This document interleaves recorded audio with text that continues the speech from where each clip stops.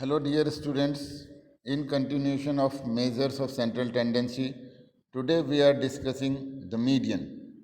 Median is very well known term to you. You had studied this in class 10th also. Median is the middlemost value. Median known as positional average. Median is the central value and it is positioned somewhere in the middle of the series. Hence, it is called median value. Median is centrally located value of a series such that half of the values or items of the series are above it and the other half below it. In this way, median divides a series into two parts. Now we will discuss the numerical problems on median. How to find the median value? In statistics, median is indicated by m.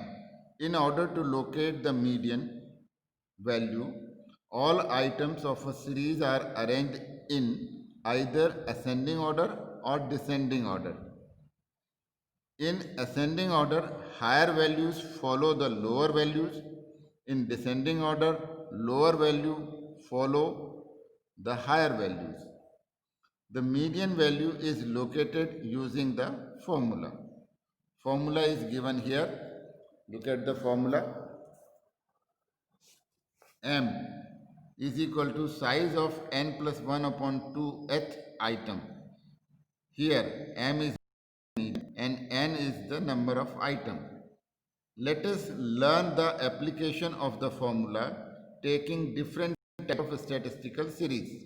Different type of statistical series, individual series and the median. Calculating the median in individual series involves the following steps.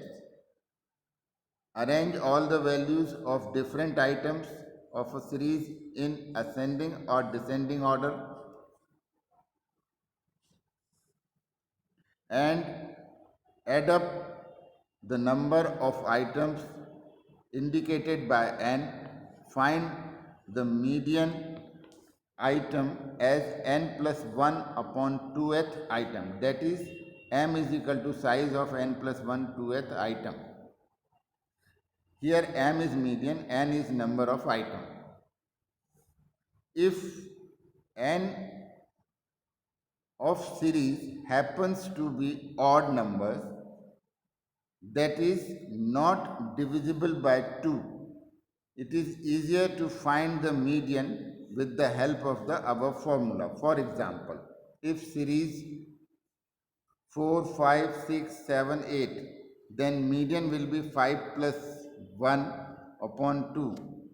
That is 6 upon 2 is equal to third item. We are arranging 4, 5, 6, 7, 8. Then the third item is 6. So median is 6.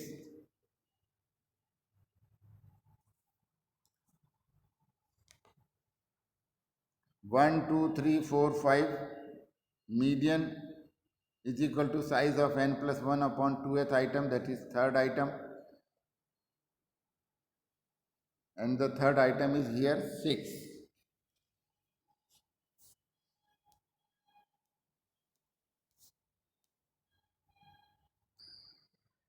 यदि series में even numbers हुए तो जो middle most number है वो कोई एक number नहीं होगा, वो 2 होंगे हमेशा.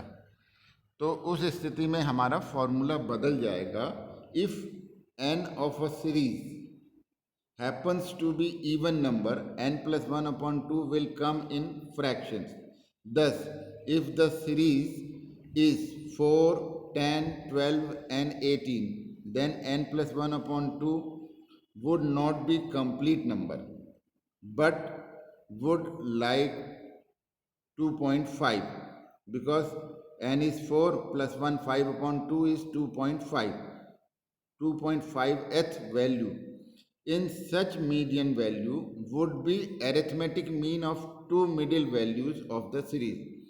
Thus the median value of the series of size 2.5th item would be located under as median is equal to size of 2.5 में पहले हम ले लेंगे 2 यानी सेकेंड आइटम और 0.5 यानी थर्ड आइटम और इनका एवरेज यानी size of second item plus size of third item upon 2 that will be our size of 2.5th item. In our example 10 and 12 plus 10 plus 12 22 upon 2 is equal to 11.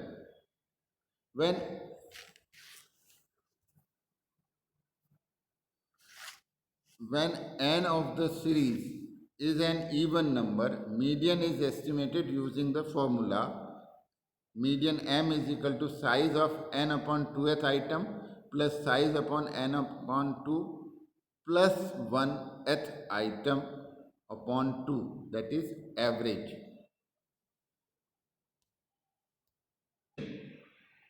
The following series of marks in economics of 11th student in class 11, find the median marks. Marks are given 17, 32, 35, 33, 15, 21, 41, 32, 11, 10, 20. तो हमें सबसे पहले क्या करना पड़ेगा, we have to arrange is either in ascending order और descending order.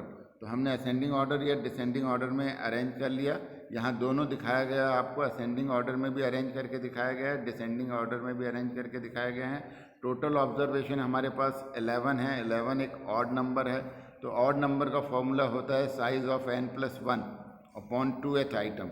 तो 11 plus 1 यानी 12 अपॉन 2 यानी 6. तो 6th आइटम हम देख लेते हैं. चाहे असेंडिंग ऑर्डर में अगर हम देखते हैं तो भी हमारे पास 21 है, और डिसेंडिंग ऑर्डर में भी देखते हैं तो भी हमारे पास 21 है.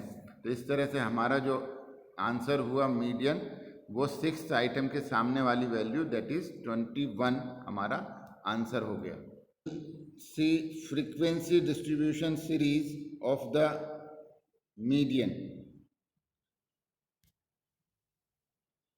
Calculation of median in continuous series involves the following step. Number 1, data are arranged in ascending or descending orders of their class intervals. The frequencies are then converted into cumulative frequencies. Median class of the series is identified. It corresponds to that cumulative frequency which includes n upon 2th item. The following formula is applied to determine the actual median value. Formula m is equal to L1 n upon 2 minus Cf upon f into I.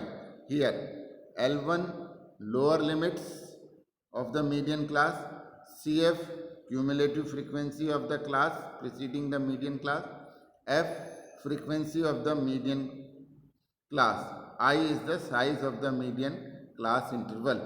इनको ध्यान से आप सुन लीजिए, समझ लीजिए कि n का m का मतलब है, L1 का मतलब है लोअर लिमिट, n हमारी total number of values upon 2 है, Cf क्यूमुलेटिव फ्रीक्वेंसी है, f फ्रीक्वेंसी है और I वो क्लास इंटरवल है.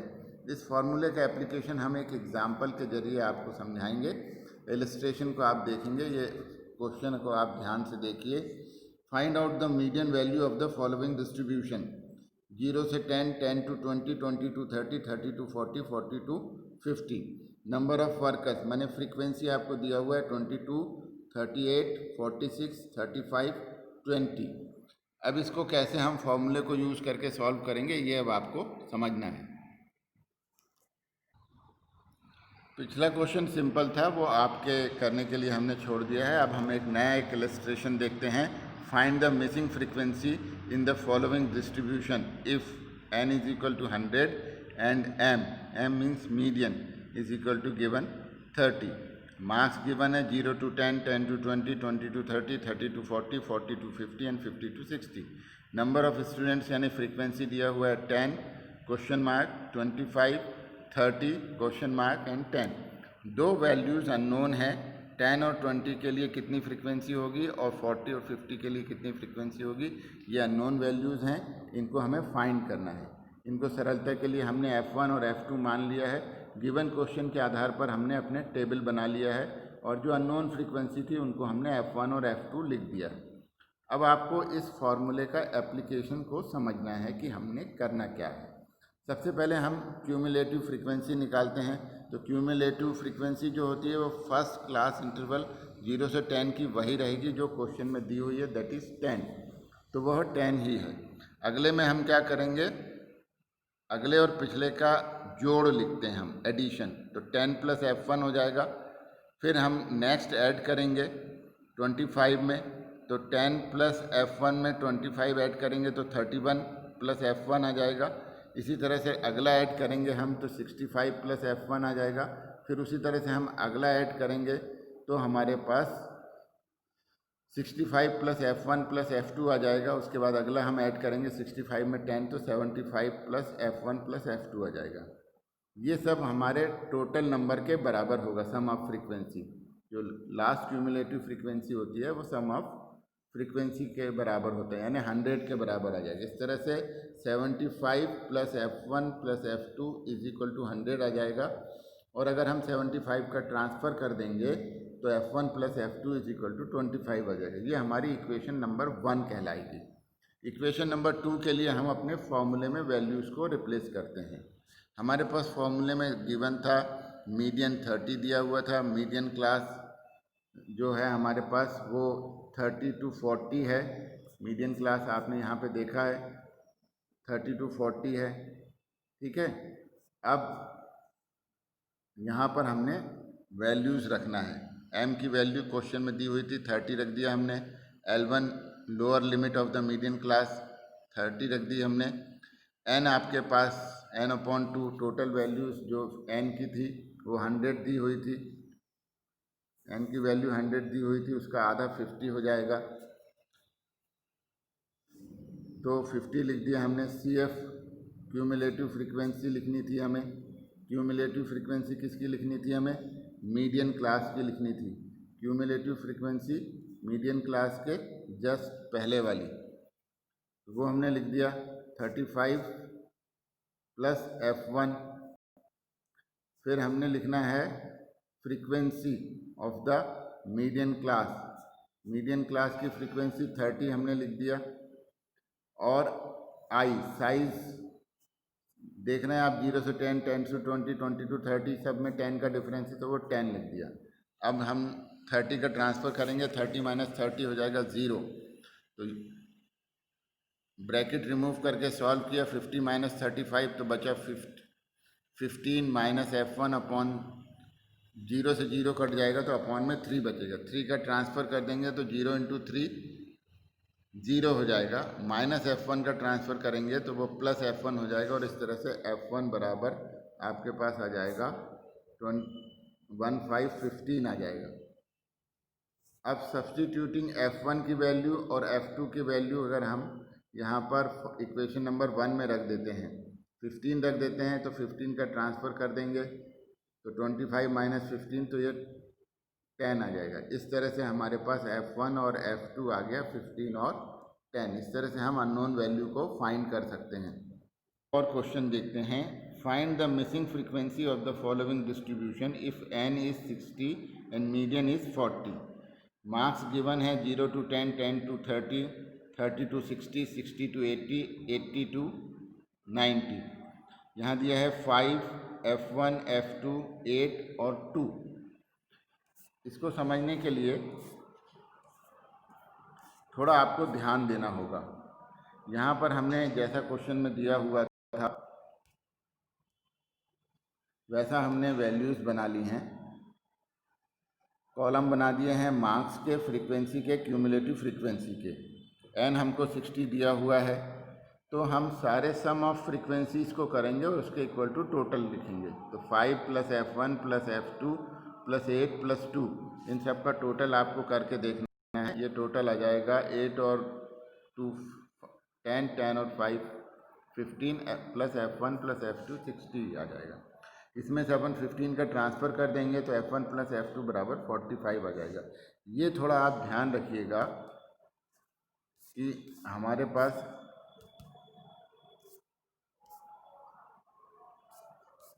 ये पेज पलट गया जल्दबाजी में।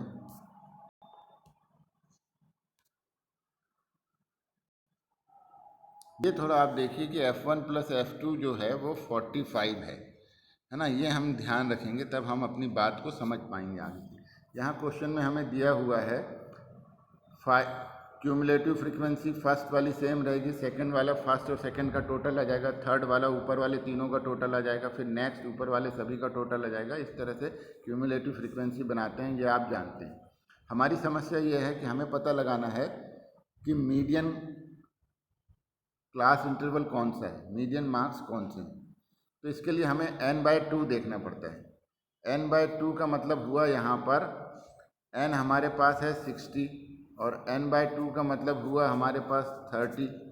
तो हमें 30 चाहिए। अब 30 कहाँ पर आएगा ये आपको अनुमान लगाना है। 5 में तो 30 हो नहीं सकता, 5 में 30 है नहीं, 5 प्लस F1 में 30 हो नहीं सकता। अब आप समझिए 5 प्लस F1 प्लस F2 का मान कितना होगा ये आप बताइए। यहाँ नीचे आप देख रहे हैं F1 प्लस F2,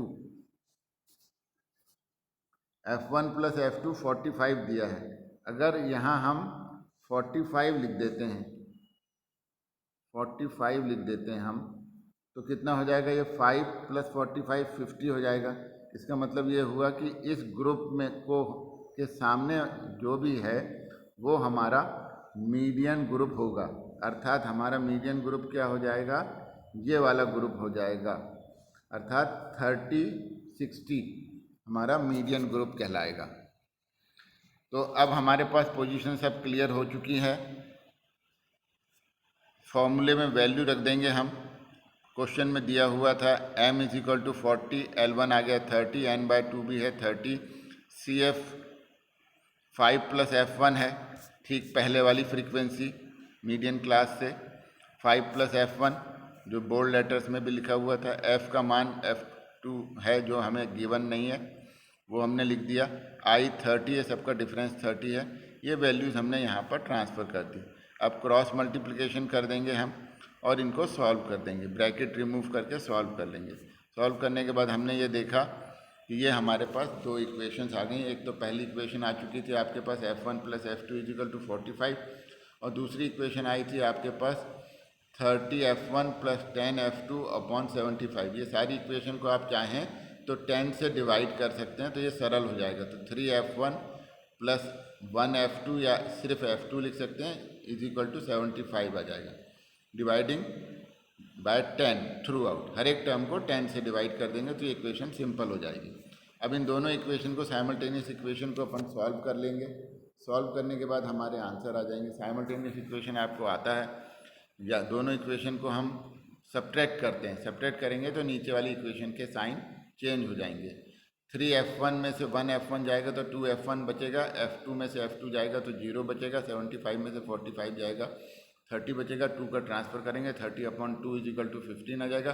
15 की वैल्यू हम ऊपर वाली इक्वेशन नंबर 1 में रख देंगे तो हमारे पास ये आंसर आ जाएगा F2 = 30। इस तरह से हमने दो प्रॉब्लम से ये समझ लिया कि अननोन वैल्यूज़ को कैसे फाइंड